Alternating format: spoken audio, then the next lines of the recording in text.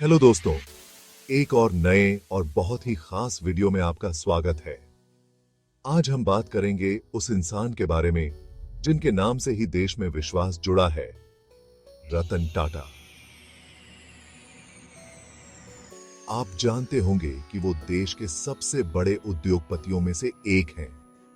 लेकिन क्या आप जानते हैं कि उन्होंने इतना दान किया है कि अगर वो ये दान न करते तो आज भारत के सबसे अमीर व्यक्ति होते।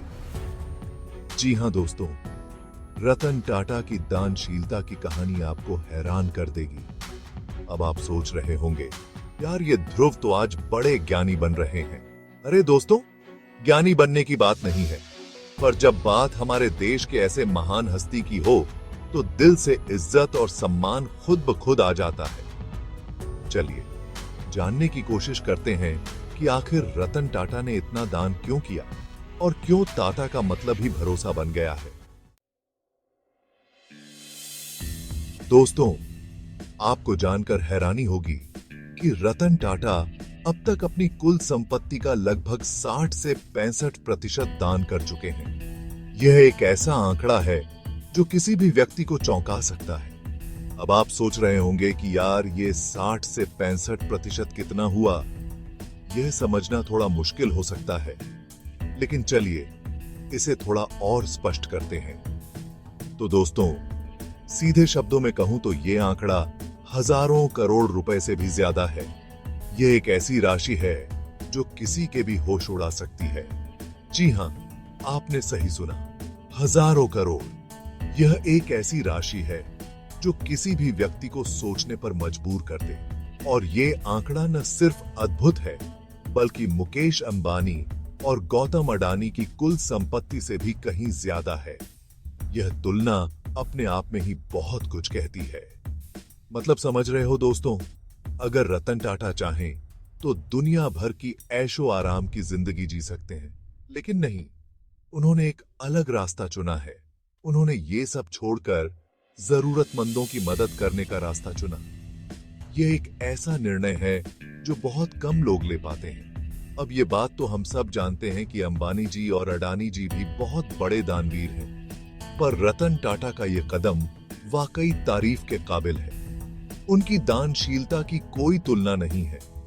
कहते हैं ना दोस्तों, असली दान वो नहीं होता जो दिखाने के लिए किया जाए, असली दान वो होता है जो दिल से निकले। और टाटा का दान सीधे उनके दिल से निकलता है। यह उनकी सच्ची भावना और उदारता को दर्शाता है। अब आप सोच रहे होंगे कि यार इतना पैसा दान करने के बाद भी रतन टाटा इतने सादे कैसे हैं?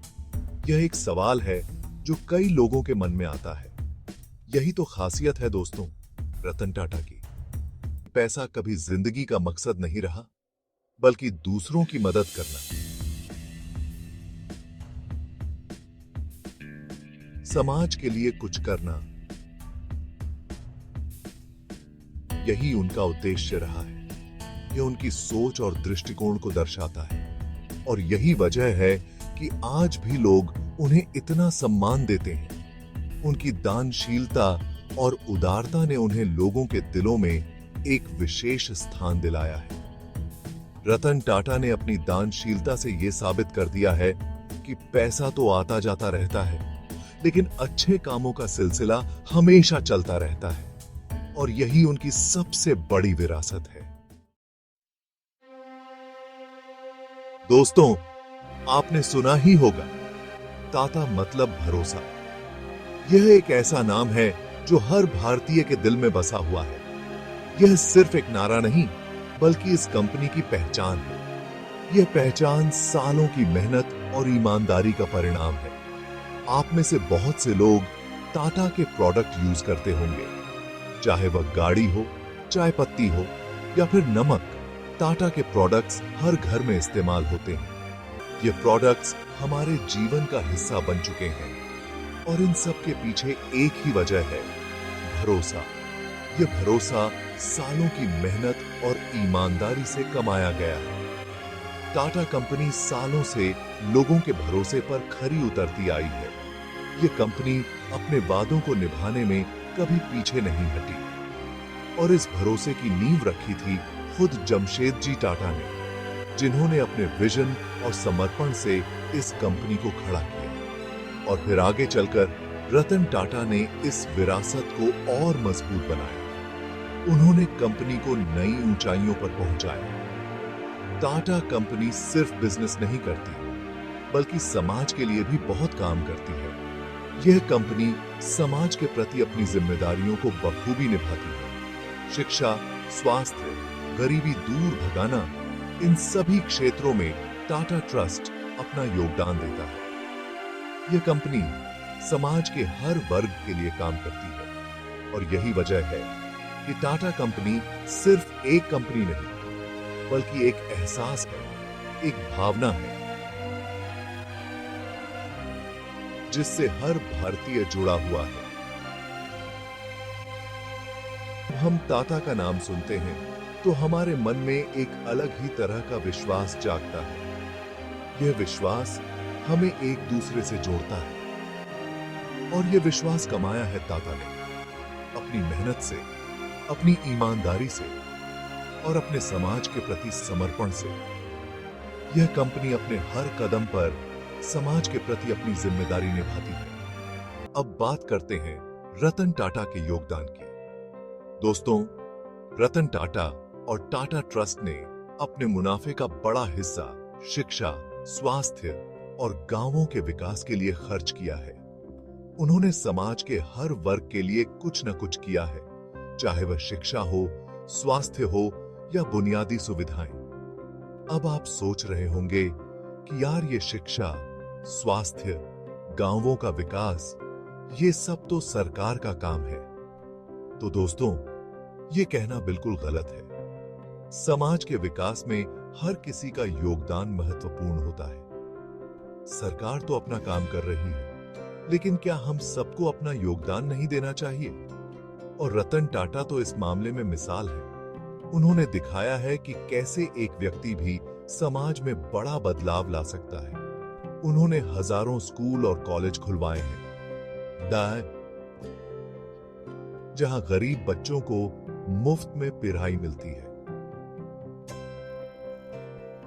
इन स्कूलों में उच्च गुणवत्ता की शिक्षा दी जाती है, जिससे बच्चों का भविष्य उज्जवल हो सके। उन्होंने कई अस्पताल बनवाए हैं, जहां गरीबों का मुफ्त इलाज होता है। इन अस्पतालों में आधुनिक चिकित्सा सुविधाएं उपलब्ध हैं, जिससे लोगों को बेहतर स्वास्थ्य सेवाएं मिल सके। उन्होंने गांवों में बिजली, पानी और सड़क जैसी जरूरी सुविधाएं पहुंचाने का काम किया है। इन सुविधाओं से गांवों का जीवन स्तर बेहतर हुआ है और लोग अधिक आत्मनिर्भर बने हैं।